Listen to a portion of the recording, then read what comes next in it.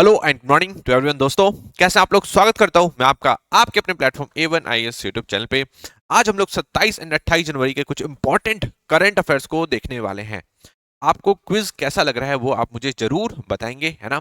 Daily आपको quiz को solve करना है, सुबह सुबह उठ के आप क्वेश्चन को सॉल्व करेंगे और फिर हम लोग वीडियोस में क्या करेंगे, वीडियोस में उसके आंसर्स देखने की कोशिश करेंगे। ठीक है, एक एक करके फिर से देखना स्टार्ट करते हैं आज के क्वेश्चंस को। पहला क्वेश्चन देखिए, who has recently been appointed as secretary of state in USA. Secretary of state अभी हाल फिलहाल में किसे बनाया गया है यूएसए में? ये क्वेश्चन मैंने आपको दिया हुआ था, बहुत सारे बच्चों ने गलत आंसर लगाया है। बहुत सारे स्टूडेंट जो ऐसे रहे हैं जिन्होंने एंटनी ब्लिंकन लगाया है, जो कि बिल्कुल गलत है। इसका करेक्ट आंसर है मार्को रूबियो। ये चीज आपको ध्यान रखना है, ठीक है। तो मार्को रूबियो नए सेक्रेटरी ऑफ स्टेट बन गए हैं, ये चीज आपको ध्यान रखना है। कहां पे? यूएसए के अंदर। ये चीज आपको ध्यान रखना है, ठीक है। एंटनी ब्लिंकन थे जो बाइडेन के टाइम पे, ये चीज आपको ध्यान रखना है। और जो बाइडेन थे 46 प्रेसिडेंट ऑफ यूएसए, ये चीज आपको ध्यान रखना है, ठीक है। ये चीज आप ध्यान रखेंगे। और माइक पोम्पियो थे ट्रंप 1.0 एरा में, ये चीज आपको ध्यान रखना है, ठीक है। तो अभी तो वो है ही नहीं, Marco Rubio is the correct answer. ये चीज आपको ध्यान रखनी है। अभी वाइस प्रेसिडेंट कौन बने हैं? जेडी वांस बने हैं, और उनकी वाइफ जो है वो कौन है? वो है उषा वांस। ये चीज आपको ध्यान रखनी है, ठीक है। इस तरीके से चीजों को आपको सॉल्व करके चलना होगा। क्वेश्चन नंबर सेकंड देखेंगे। क्वेश्चन नंबर सेकंड क्या है? Birth right citizenship is constitutionally backed in USA by which amendment? कौन से अमेंडमेंट के तहत जो बर्थ राइट सिटीजनशिप है इसको बैकिंग मिली हुई है कहां पे? यूएसए में। तो इसका करेक्ट आंसर क्या है? इसका करेक्ट आंसर है 14th अमेंडमेंट एक्ट। ये चीज आपको ध्यान रखना है, ठीक है। अभी यूएसए से हटाने की कोशिश करा है ना, बट सुप्रीम कोर्ट से इसे काफी बड़ा झटका लग सकता है। ये चीज आपको ध्यान रखना है, ठीक है। क्योंकि ये कॉन्स्टिट्यूशनली बैक्ड है, और यूएसए का कॉन्स्टिट्यूशन आपको पता है कि काफी ज्यादा रिजिड माना जाता है। ये चीज आपको ध्यान रखना है, ठीक है।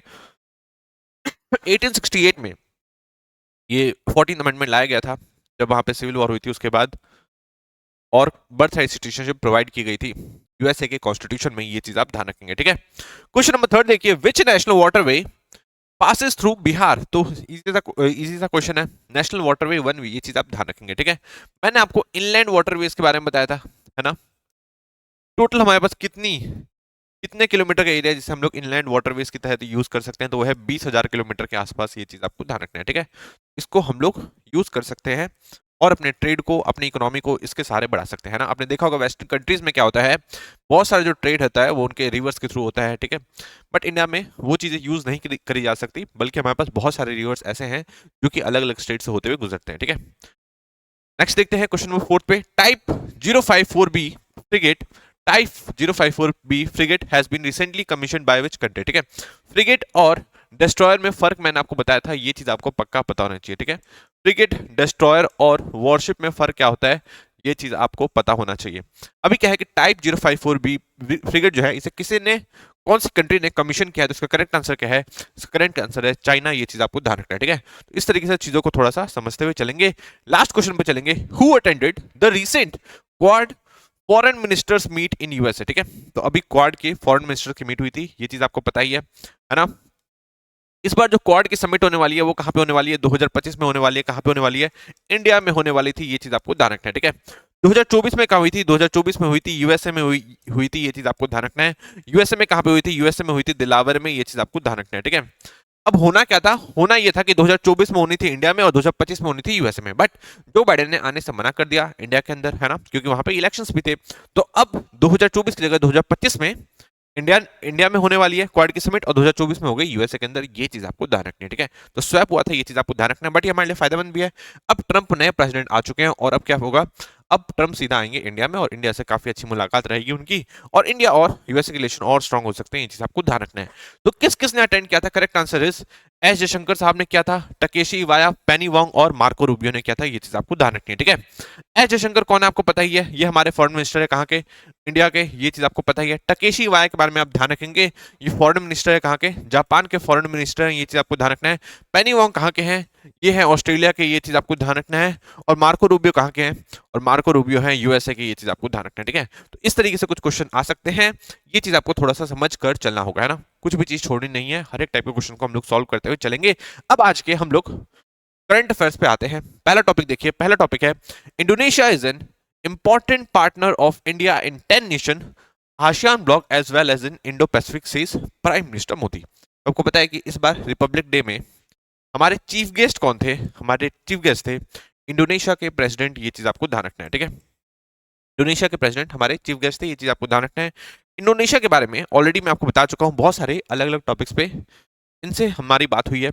जैसे कि म्यांमार के कन्फ्लिक्ट से रिलेटेड बात हुई, ये चीज आपको ध्यान रखना है, ठीक है। म्यांमार के कन्फ्लिक्ट से रिलेटेड कैसे अलग अलग स्टेक होल्डर्स को एक साथ लाया जाए। स्टेक होल्डर्स कौन कौन है आपको पता ही है, वहां की मिलिट्री जनता है ना, वहां की पॉलिटिकल पार्टीज थी जो कि 2020 में इलेक्शन जीती थी, आंग सान सू की, है ना, उन्होंने इलेक्शन जीता था बट उनको जेल में डाल दिया गया, तो वो भी एक स्टेक होल्डर है। और वहां का जो रिबेल ग्रुप है वो भी एक स्टेक होल्डर है। तो कैसे उन सबको एक टेबल पे लाया जाए, इसके बारे में बात हुई हमारी किससे, इंडोनेशिया से, ये चीज आपको ध्यान रखनी है, ठीक है।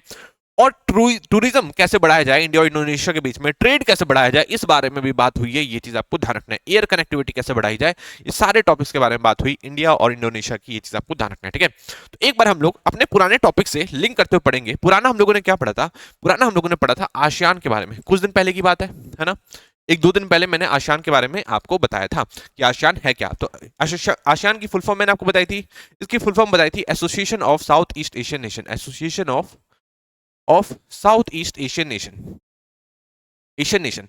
इसके बारे में मैंने आपको बताया था कि 1967 में इसका गठन हुआ था बैंकॉक डिक्लेरेशन के बाद, ये चीज आपको ध्यान रखना है, ठीक है।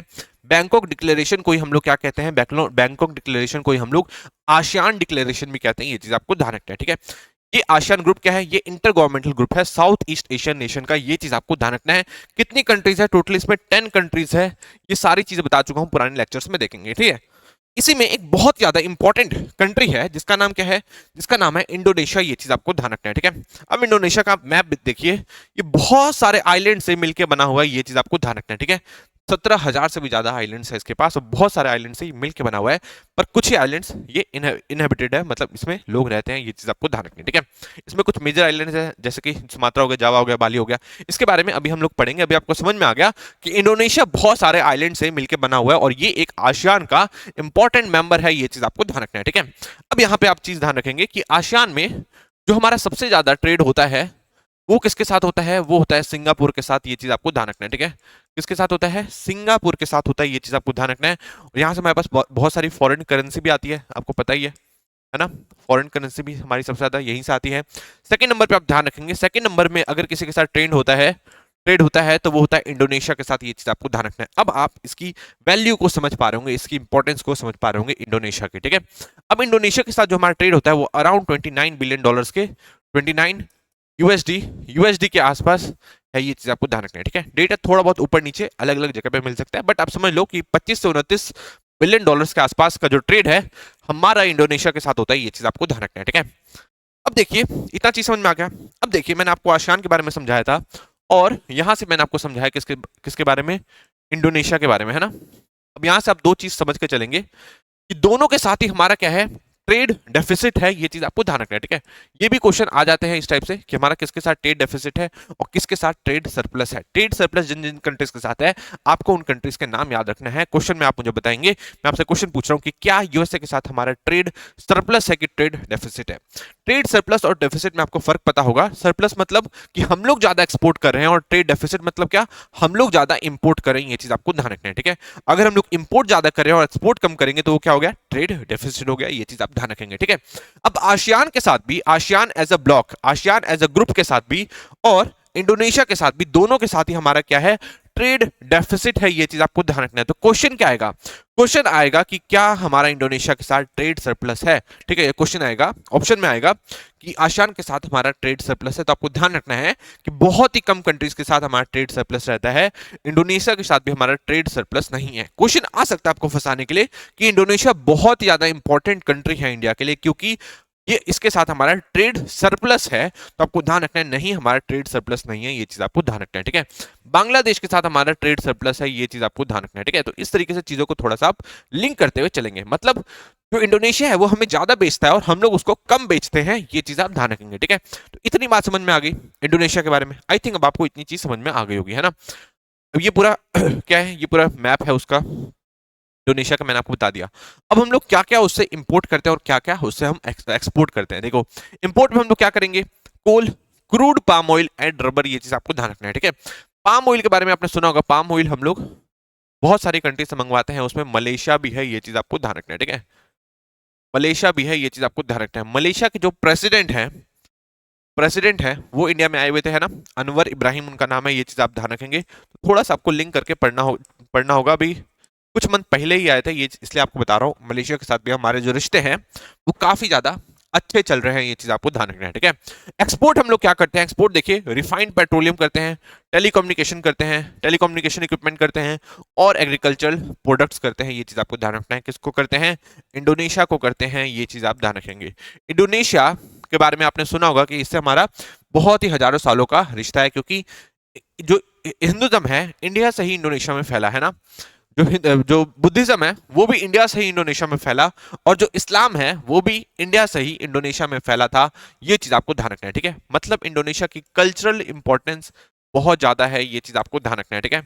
अभी स्पीच आई थी, जब आपने देखा होगा प्रेसिडेंट और राष्ट्रपति भवन में जब इनका डिनर होता है सबका, है ना, तो उसमें इंडोनेशिया के भी जो प्रेसिडेंट है ऑब्वियसली वो भी मौजूद रहेंगे, क्योंकि उन्हीं के लिए डिनर रखा जाता है। जो भी हेड ऑफ स्टेट आता है, हेड ऑफ गवर्नमेंट आता है, तो उसके लिए डिनर रखा जाता है हमारे राष्ट्रपति भवन में। उसमें उन्होंने एक बहुत ही इंटरेस्टिंग बात बताई कि जो मेरा डीएनए है वो इंडिया का ही है, ठीक है। तो उन्होंने ये बात कही कि मैंने तो जांच करवाया, जो मेरा डीएनए है वो इंडिया का ही है। मतलब उन्होंने इतनी बड़ी बात कही, तो इसलिए आपको समझ के चलना होगा कि बहुत ज्यादा अच्छे रिश्ते हैं किसके बीच में, इंडिया और इंडोनेशिया के बीच में। ये चीज आपको ध्यान रखना है, ठीक है। तो इस तरीके से चीजों को कवर करते हुए चलेंगे।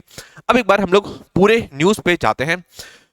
न्यूज क्या है कि इंडोनेशिया के जो प्रेसिडेंट है प्रबोवा सुबियांतो, है ना, प्रेसिडेंट का नाम समझ में आ गया, प्रबोवा सुबियांतो उनका नाम है। वो आए इंडिया में, क्यों, क्योंकि एज अ चीफ गेस्ट उनको बुलाया गया था इंडिया के अंदर। ये चीज आपको ध्यान रखना है, ठीक है। उनसे बहुत सारे टॉपिक्स से रिलेटेड बात हुई, जैसे कि म्यांमार कॉन्फ्लिक्ट हो गया, मैरीटाइम सिक्योरिटी हो गया, और रीजनल स्टेबिलिटी हो गया, और टूरिज्म हो गया। इन सारे टॉपिक्स पे उनसे बात हुई है, ये चीज आपको ध्यान रखनी है, ठीक है। और भी बहुत सारी चीजों पर बात हुई। उससे पहले वो एक्सटर्नल अफेयर्स मिनिस्टर से मिले, और फिर प्राइम मिनिस्टर मोदी जी ने उन्हें सपोर्ट किया कि हम लोग एक free and free Indo Pacific area चाहते हैं। ये चीज आपको ध्यान रखना है, क्योंकि चाइना जो है वहां पे दबंगई दिखाता रहता है, ये चीज आपको पता है कहाँ पे, साउथ चाइना सी के अंदर। तो एक तरीके से इंडिया ने भी इंडोनेशिया को इस मामले में सपोर्ट कर दिया, ये चीज आपको ध्यान रखना है, ठीक है। फिनटेक से रिलेटेड, आर्टिफिशियल इंटेलिजेंस से रिलेटेड भी काफी सारी बात हुई, और डिजिटल पब्लिक इंफ्रास्ट्रक्चर से रिलेटेड भी काफी ज्यादा बात हुई इंडिया और इंडोनेशिया के बीच में, ठीक है। अब देखो जो न्यूज है, अपडेट है, जो और आगे के जो न्यूज़पेपर है उसमें आते रहेंगे, तो मैं आपको एक एक दिन करके थोड़ी और चीजें बताते रहूंगा इंडिया और इंडोनेशिया के बीच में क्या क्या अग्रीमेंट्स हुए हैं, ये चीज मैं आपको बताता रहूंगा, ठीक है। डिजिटल पब्लिक इंफ्रास्ट्रक्चर क्या होता है आपको पता ही है, जैसे कि यूपीआई हो गया, आपका ई-केवाईसी हो गया, है ना। अब आप जैसे कहीं पर भी जाते हैं, खाता खुलवाना होता है आपको बैंक में, तो आप जाकर, जरूरी नहीं आपको जाकर करना पड़ेगा, आप घर से बैठे बैठे कर सकते हैं और ई-केवाईसी कर लेते हैं, ठीक है, नो योर कस्टमर कर लेते हैं। इससे क्या होता है कि आप आसानी से कोई भी चीज सुविधा अपने घर पे ही अवेल कर सकते हैं। मतलब जो इंटरनेट की दुनिया में इंफ्रास्ट्रक्चर क्रिएट हो गया है, उसे ही हम लोग क्या कहते हैं, डिजिटल पब्लिक इंफ्रास्ट्रक्चर कहते हैं, ठीक है। पहले हमें किसी के पास पैसे भेजने होते थे तो पहले हम लोग बैंक जाते थे, बट अब हम लोग यूपीआई से कर लेते हैं। तो ये क्या है, एक तरीके का डिजिटल पब्लिक इंफ्रास्ट्रक्चर है, और इंडिया इसमें क्या है, इंडिया इसमें एक मास्टर है, ये चीज आपको ध्यान रखना है, ठीक है। तो इससे रिलेटेड भी बात हुई इंडोनेशिया और इंडिया के बीच में कि हम लोग उनकी कैसे हेल्प कर सकते हैं, ये चीज आपको ध्यान रखनी है, ठीक है। समझ में आया, प्रभुआ सुबियांतो कहाँ पे आए हुए थे, इंडिया आए हुए थे। बहुत सारे अलग अलग टॉपिक्स पे हमारी बात हुई है। साथ में इंडिया की एयरलाइन कनेक्टिविटी को भी बढ़ाने की बात करी गई है इंडोनेशिया के अलग अलग आइलैंड से। ये चीज आपको ध्यान रखना है, ताकि ज्यादा से ज्यादा लोग जो हैं वो जा पाए इंडोनेशिया के अंदर, ये चीज आपको ध्यान रखना है, ठीक है। और देखते हैं, मेजरली यही बात हुई है, जो अग्रीमेंट्स हुए होंगे तो मैं उनके बारे में अलग से एक क्लास लाने वाला हूं, ठीक है। अब एक बार मेन चीज इंपॉर्टेंट आपसे क्वेश्चन में पूछा जा सकता है, ठीक है। क्वेश्चन में आ सकता है कि अभी इंडोनेशिया का कैपिटल क्या है, तो मोस्ट प्रोबेबली आप जकार्ता लगा के आ जाएंगे, इसलिए आपको ध्यान रखना है, क्योंकि लोगों को पता नहीं रहता जकार्ता, उन्होंने सुना रहता है ये चीज, ठीक है। तो जकार्ता अब इसका कैपिटल नहीं है, इसका जो कैपिटल है उसे शिफ्ट कर दिया गया है इस आइलैंड में, और इस आइलैंड को कहा जाता है बोर्नियो आइलैंड। ये चीज आपको ध्यान रखना है, ठीक है। तो बोर्नियो आइलैंड में अब इंडोनेशिया का कैपिटल है, ये चीज आपको ध्यान रखना है। और इसमें नुआ सांत्रा नाम की जगह है, नुआ सांत्रा नाम की जगह है, नुसांत्रा, नुसंतारा या नुआ सांत्रा, कुछ भी बोल लो, ठीक है। नुसंतारा नाम की जगह है बोर्नियो आइलैंड में, जहां पे इंडोनेशिया का नया कैपिटल शिफ्ट हो गया। ये चीज आपको ध्यान रखना है। पहले जो कैपिटल था वो था जकार्ता, जिसे शिफ्ट कर दिया गया अब कहां पे, नुआ सांत्रा में। ये चीज आपको ध्यान रखना है, ठीक है। अब जकार्ता में क्यों था और यहां से शिफ्ट क्यों किया, जकार्ता में तो पहले से ही था, है ना। इसको शिफ्ट कर दिया इसलिए क्योंकि यहां से इसकी डूबने की खबर आ रही है कि 2050 तक ये जो है डूब जाएगा, पानी के अंदर विलीन हो जाएगा, ठीक है। तो उससे पहले कैपिटल को शिफ्ट कर लिया गया है, ये चीज आपको ध्यान रखना है, ठीक है। तो एक आपको क्लाइमेट चेंज का एडवर्स तरीके से नतीजा भी देखने को मिल रहा है कि कैसे जियोपॉलिटिक्स है, और जो कैसे जो चीजें हैं चेंज हो जाती है किस वजह से, क्लाइमेट चेंज की वजह से, ठीक है। तो अब जो है इंडोनेशिया ने जकार्ता से हटा के अपना कैपिटल कहाँ पे कर दिया, नुआ सांत्रा में कर दिया, ये चीज आपको ध्यान रखना है, ठीक है। कुछ मेजर आइलैंड देख लीजिए, मेजर आइलैंड हो गया सुमात्रा हो गया इंडोनेशिया का, फिर जावा आइलैंड, जावा आइलैंड के अंदर ही जकार्ता था, फिर इधर हो जाएगा आपको बाली, इधर हो जाएगा आपका बोर्नियो आइलैंड और इधर हो जाएगा आपका सुलावेसी आइलैंड। ये चीज आपको ध्यान रखना है, ठीक है। तो चीजें क्लियर करते हुए चलनी पड़ेगी।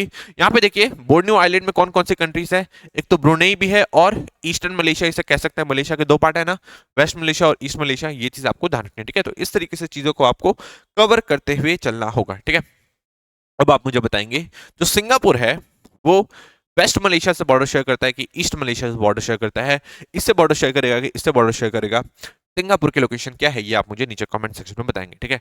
आई थिंक आपको ये सारी चीजें कवर हो चुकी होंगी, अब मुझे नहीं लगता आपको कोई भी दिक्कत होने वाली है। नेक्स्ट टॉपिक पे, Bihar CM facilitates Olympians Paralympic athlete. तो अभी नीतीश कुमार ने एक तरीके से अवार्ड दिया है इसको, जो हमारे ओलंपिक्स के कुछ विनर्स थे, पैरालंपिक्स के कुछ विनर्स थे और कुछ और लोगों को भी दिया, ये चीज आपको ध्यान रखना है, ठीक है। कुछ जो नेशनल प्लेयर्स हैं, कुछ इंटरनेशनल प्लेयर्स हैं, उन सबको भी दिया गया है, जैसे कि एक जयप्रकाश सिंह नाम के एक व्यक्ति को दिया गया है जो जिसे अनसंग चैंपियन अवार्ड दिया गया, ये चीज आपको ध्यान रखना है, और साथ में 50,000 रुपए दिए गए, ठीक है। वैसे ही एक मोहम्मद रेयान नाम का भी एक यंग अचीवर अवार्ड दिया गया है एक बच्चे को, ये चीज आपको ध्यान रखना है, ठीक है। बच्चे को नहीं, एक स्पोर्ट्स पर्सन को, ये चीज आपको ध्यान रखना है। ये जो पूरा कॉन्क्लेव है ये कहाँ पे हुआ, इसके बारे में हम लोग एक बार बात कर लेते हैं, मेन इशू पे जाएंगे, उसके बाद हम लोग समझेंगे ओलंपिक्स के बारे में, ओलंपिक्स में कैसा परफॉर्मेंस रहता है उसके बारे में हम लोग देख लेंगे, ठीक है। ये जो पूरा कॉन्क्लेव है, sports star focus Bihar conclave कहाँ पे हुआ, पटना में हुआ, ये चीज आपको ध्यान रखना है। पटना में कहाँ पे हुआ है, पटना में हुआ है ताज सिटी सेंटर में, ये चीज आपको ध्यान रखना है। और यहाँ पे एक तरीके से अवार्ड दिया गया जो भी हमारे चैंपियंस थे, ये चीज आपको ध्यान रखना है। बहुत सारे मेडलिस्ट जैसे कि Paralympic silver medallist Deepa Malik, Olympic bronze medallist boxer Vijender Singh, double Olympic bronze medallist Priya Sreejesh, double Paralympic medallist Sharad Kumar और 6 time winter Olympian Shiva Keshavan भी यहाँ पे आए हुए थे, ये चीज आपको ध्यान रखना है। और इंडियन वुमेन्स हॉकी टीम की हेड कोच हरिंदर सिंह भी आई हुई थी, जिन्हें इस बार अवार्ड दिया गया है, ये चीज आपको ध्यान रखना है, ठीक है। हालांकि हमें इंफ्रास्ट्रक्चर ठीक करने की जरूरत है, अवार्ड देने से क्या होगा, जब एक बार वो कुछ अचीव कर लेते हैं उसके बाद तो अवार्ड देने वाले बहुत लोग होते ही हैं, है ना। अभी मेन हमारा मकसद होना चाहिए इंफ्रास्ट्रक्चर क्रिएट करने के लिए कहाँ पे, बिहार के अंदर, ये चीज आपको ध्यान रखना है, ठीक है। तो समझ में आ गया स्पोर्ट्स में sports star focus Bihar conclave के बारे में, यही इस बार की न्यूज थी। नेक्स्ट टॉपिक की तरफ हम लोग आगे बढ़ते हैं। नेक्स्ट टॉपिक देखिए, Orissa Chhattisgarh Goa among top performing states in NITI Aayog फिशल health index, ठीक है।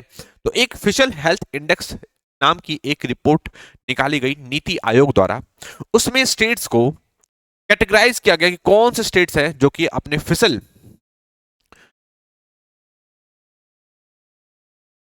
हेल्थ का अच्छी तरीके से ध्यान रख पा रहे हैं, ठीक है। अभी फिशल हेल्थ क्या होता है इस चीज को समझिए, जैसे कि आप अपने घर में भी लेखा जोखा रखते हैं ना, कि आप कितना खर्च कर पा रहे हो, कितना आप कमा पा रहे हैं ना। अगर आप कमाएंगे ज्यादा और खर्च करेंगे कम, दैट मीन्स कि आप सरप्लस में हैं। और अगर आप खर्च ज्यादा करेंगे और कमाएंगे कम, तो मतलब आप डेफिसिट में जाएं, आप डेट में हैं, ठीक है, मतलब आप कर्ज में जाएंगे। तो वैसे ही स्टेट के लेवल पे भी होता है, वैसे ही नेशनल लेवल पे भी होता है, हर एक चीज में ऐसा ही होता है, ठीक है। कंपनी कोई भी चीज ले लो, एक व्यक्ति से लेके एक कंट्री तक, सब चीज या तो फायदे में रहेगी या नुकसान में रहेगी, ठीक है, या उसको मेंटेन करेगी। तो एक बार देख लेते हैं, एक होता है डेफिसिट। डेफिसिट में क्या होता है, मतलब हम लोग क्या कर रहे हैं, हम लोग खर्च ज्यादा कर रहे हैं और हमारे कमाई के जो साधन है वो कम है। स्टेट के कमाई के साधन कैसे हुए, टैक्स वैक्स लगा के जो साधन है वो कम है। सरप्लस में कब हुआ, जब हम लोग कमा ज्यादा पा रहे हैं और खर्च हम लोग कम कर पा रहे हैं, ये चीज आपको ध्यान रखना है, ठीक है।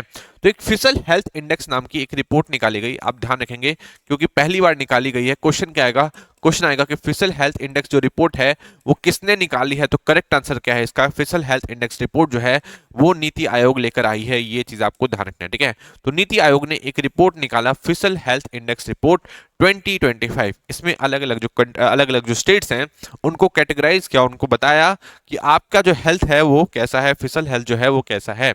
उसमें क्या चीजें निकल के आई कि जब पंजाब हो गया, आंध्र प्रदेश हो गया, वेस्ट बंगाल हो गया और केरला हो गया, इनकी जो फिशल हेल्थ है बहुत ज्यादा ज्यादा खराब है, ठीक है। मतलब ये बहुत ही ज्यादा डेट में है ये स्टेट, ये चीज आपको ध्यान रखना है।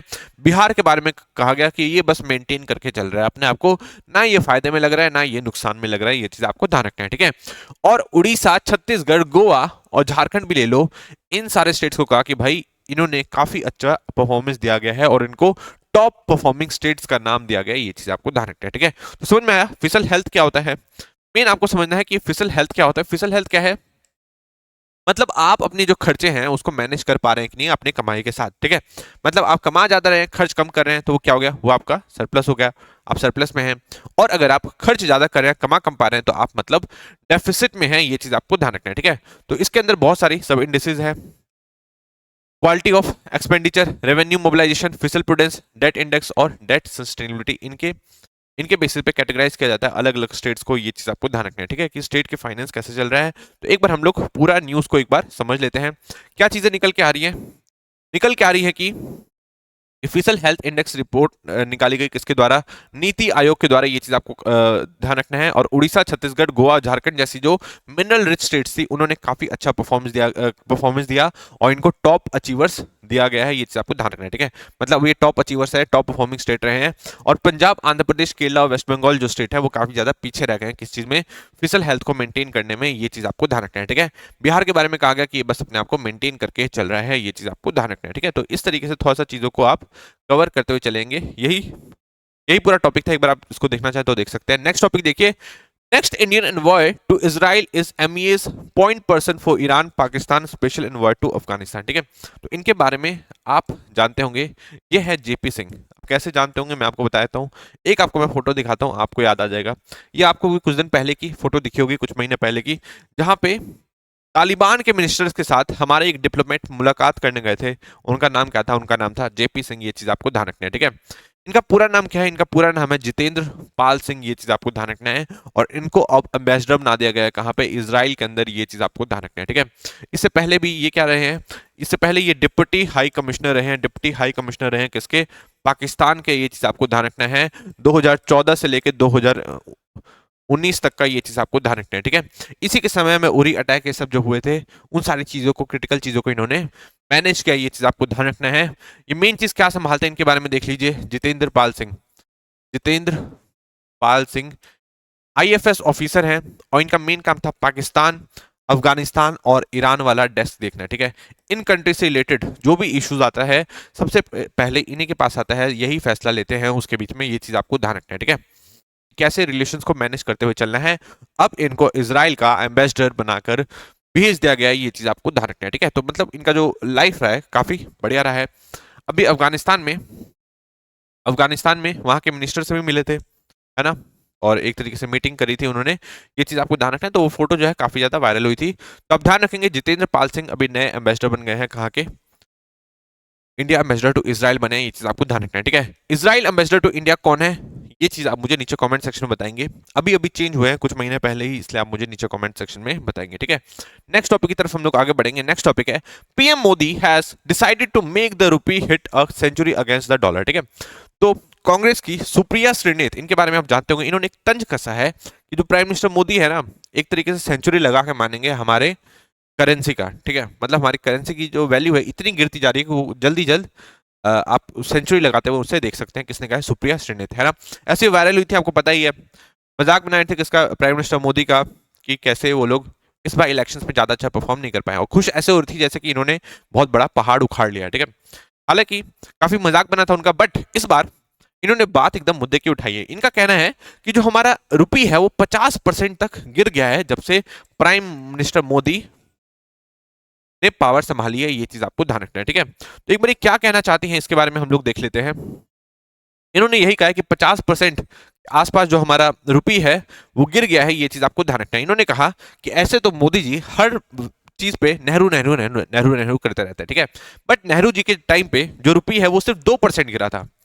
नेहरू जी के टाइम पे जो रुपी है सिर्फ 2% गिरा था। इंदिरा गांधी के टाइम पे सिर्फ 5% गिरा। 17% गिरा PV नरसिम्हा राव के टाइम पे, जो कि सब कांग्रेस से थे। और प्राइम मिनिस्टर मोदी जी के टाइम पे गिर गया कितने का? सीधा 50%। ये चीज आपको ध्यान रखना है, ठीक है। जब इन्होंने टेक ओवर किया था तो उस टाइम आई थिंक 54 रुपीज के आसपास था, और अब 87 रुपीज के आसपास, 58 रुपीज था इंडिया $1 का मुकाबला 58 रुपीज से था, बट अब जिसकी वैल्यू है, रुपये की जो वैल्यू है वो घट के 87 हो गई है। ये चीज आपको ध्यान रखना है। तो काफी बढ़िया मुद्दा उठाया सुप्रेश नेते, जो कि ट्रू भी है, ये चीज आप ध्यान रखेंगे। वही प्राइम मिनिस्टर मोदी पे इन्होंने तंज कसा, ये चीज एक बार आप ध्यान रखेंगे। एक बार हम लोग इससे रिलेटेड कुछ इंपॉर्टेंट चीजों को देख लेते हैं। अब ये देखिए, ये जो आपको दिख रहा है, ये कैसे लगातार जो हमारा करेंसी का वैल्यू है डेप्रिशिएट होता हुआ आ रहा है, ठीक है। जब हमारा देश आजाद हुआ था तो एक डॉलर इक्वल्स टू 4.76 रुपीज था, जो कि घट के 2021 में 72.55 हो गया, और अब 2025 में 86.21, मतलब ये 87 के पास जा रहा है। ये चीज आपको ध्यान रखना है, ठीक है। जब प्राइम मिनिस्टर मोदी जी ने टेक ओवर किया था तो उस टाइम 58 था, एक डॉलर इक्वल्स टू 58 रुपी, और अब घट के 87 हो गया है। ये चीज आपको ध्यान रखना है, ठीक है। तो इस तरीके से थोड़ा सा चीजों को कवर करते हुए चलेंगे, है ना। अब यहाँ पे एक चीज आपको देखनी होगी, यहाँ पे आपको एक कॉन्सेप्ट समझना होगा, डेप्रिसिएशन का और डिवैल्यूएशन का। क्वेश्चन आ सकता है यहाँ से, डेप्रिसिएशन का और डिवैल्यूएशन का, है ना, कि रुपी डेप्रिसिएशन क्या होता है और रुपी डिवैल्यूएशन क्या होता है। डेप्रिसिएशन क्या होता है, जब मार्केट के बेसिस पे जो आपकी रुपी की वैल्यू है लगातार घटते रहे मार्केट के अंदर, खुद ही जब घट जाए वैल्यू, है ना, क्योंकि डॉलर स्ट्रांग हो रहा है और आपकी वैल्यू घट रही है, आपके रुपये की वैल्यू घट रही है, तो उसे क्या कहेंगे, रुपी डेप्रिसिएशन कहेंगे। ये चीज आपको ध्यान रखना है, ठीक है। उसे क्या कहेंगे, रुपी डेप्रिसिएशन।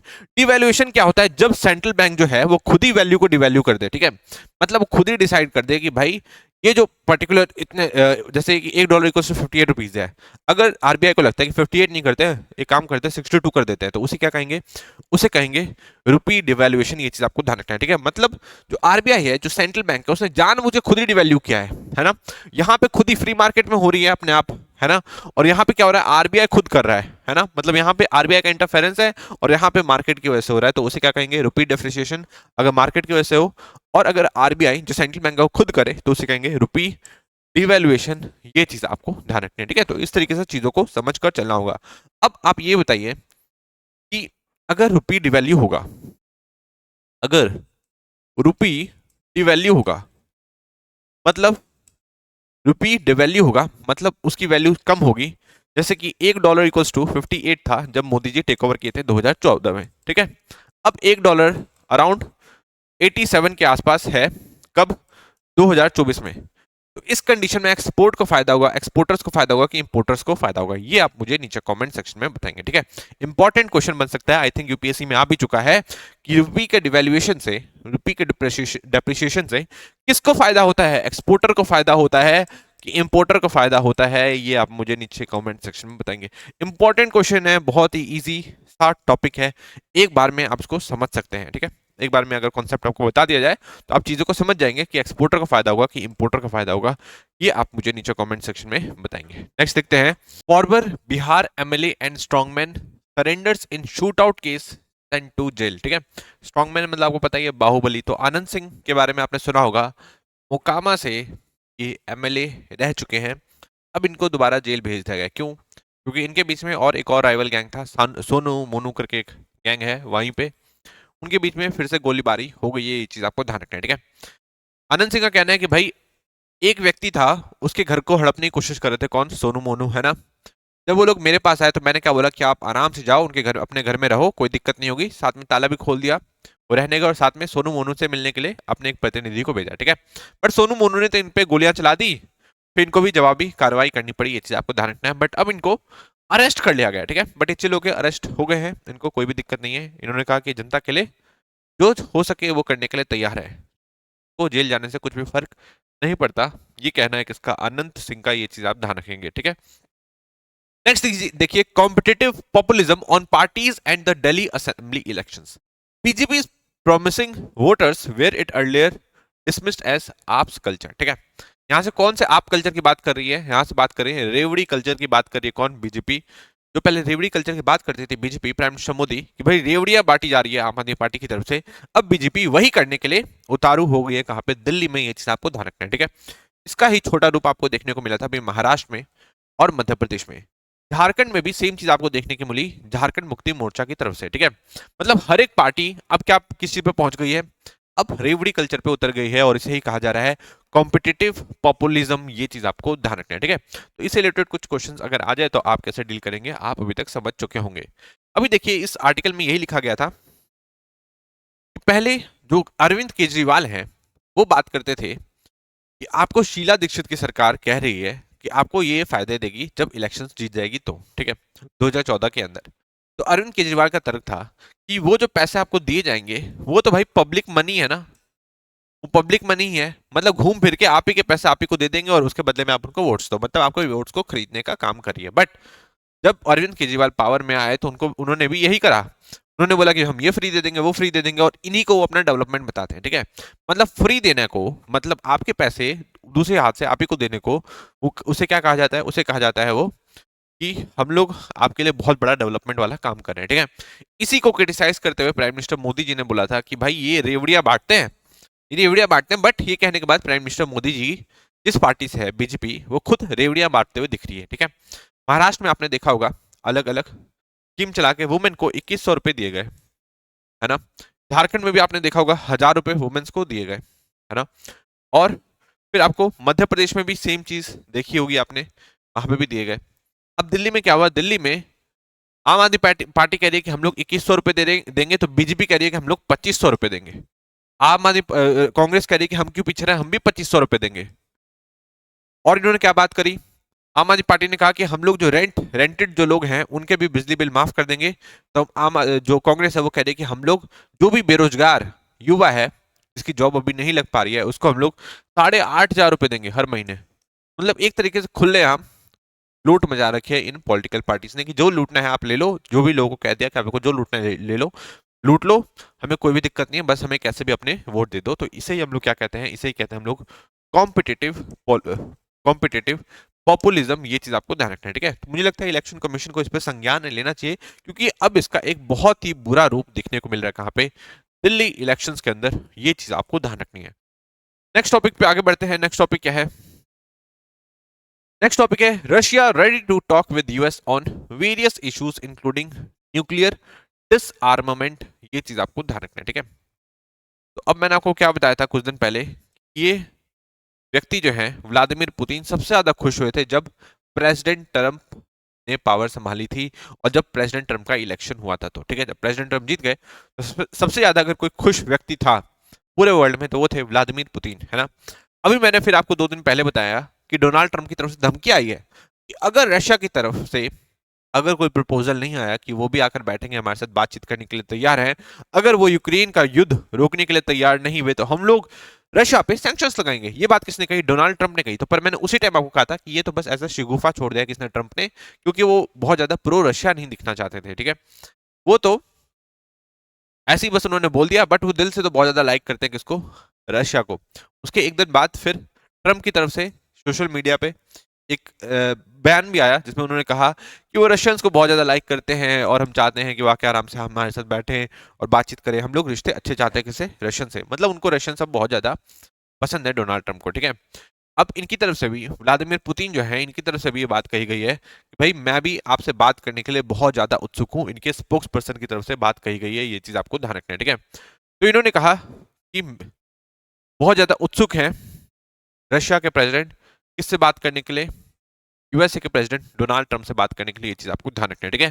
तो क्रेमलिन के स्पोक्स पर्सन दिमित्री पेस्कोव की तरफ से ये बात बताई गई है, ये चीज आप ध्यान रखना है, ध्यान रखना है। और वो न्यूक्लियर डिसआर्मामेंट पे भी बात करेंगे, मतलब जो न्यूक्लियर जो वॉरहेड इन्होंने रखे हुए हैं पूरे वर्ल्ड को तबाह करने के लिए, उसको खत्म करने से रिलेटेड भी बात करना चाहते हैं। बट उससे पहले एक पॉइंट इन्होंने और रखा है, बट उससे बात करने से पहले जो इनके अलाइज हैं, यूएस के जो अलाइज हैं जैसे कि फ्रांस हो गया, यूके हो गया, उनको भी टेबल पे आके बात करना होगा लोग न्यूक्लियर डिसआर्मामेंट कैसे कर सकते हैं, ठीक है।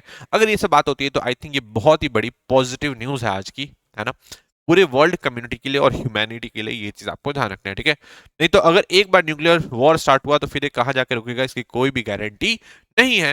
नेक्स्ट देखिए, Trump says he plans to reach out to North Korea's Kim Jong Un, ठीक है। तो आपने एक बार पहले देखा होगा ट्रंप 1.0 एरा में ये साउथ कोरिया गए और साउथ कोरिया से इन्होंने नॉर्थ कोरिया के धरती पे कदम भी रखा था और किम जोंग उनसे मुलाकात की थी। अब जो डोनाल्ड ट्रंप कह रहे हैं कि भाई मैं तो अभी फिर से उनसे बात करना चाहता हूँ, फिर से उनसे मिलना चाहता हूँ। मतलब ये लगभग लगभग हर एक इश्यूज को ही सॉल्व करने के पीछे पड़ गए हैं कौन, डोनाल्ड ट्रंप, ठीक है। इन्होंने कहा कि भाई किम जोंग उन जो है वो बहुत ज्यादा स्मार्ट व्यक्ति है और मैं उनसे बात करके सारे मसले जो है हमारे सुलझाना चाहता हूँ। किसने कहा है, ये कहा है डोनाल्ड ट्रंप ने। ये चीज आपको ध्यान रखना है, ठीक है। ये नॉर्थ कोरिया और साउथ कोरिया के बारे में आपको पता ही है। साउथ कोरिया के ही अभी जो प्रेसिडेंट थे यून सुक यॉल, उनको अरेस्ट कर लिया गया है ना। इनके जो डिप्टी, इनके जो एक्टिंग प्रेसिडेंट बने थे उन्होंने अरेस्ट कराने से मना कर दिया, तो उनको भी इम्पीच करा गया, इनको भी इम्पीच करा गया, और फिर अब इनको इनकी अरेस्टिंग हो चुकी है, ये चीज आपको पता है। नॉर्थ कोरिया में कौन है? किम जोंग उन है। जिनसे बात करने की बात करें, कौन? Donald Trump. ये चीज आप ध्यान रखेंगे, ठीक है। तो आज की वीडियो यहीं पे रखते हैं, नहीं तो वीडियो जो है काफी ज्यादा लंबी हो जाएगी, है ना। फिर और कुछ क्वेश्चंस मैं आपको टेलीग्राम चैनल पे दे दूंगा, वहां से आपको सॉल्व करने में नेक्स्ट हम लोग फिर से उनका सॉल्यूशन देखेंगे। इसी के साथ वीडियो को समाप्त करना चाहूंगा। Thank you so much.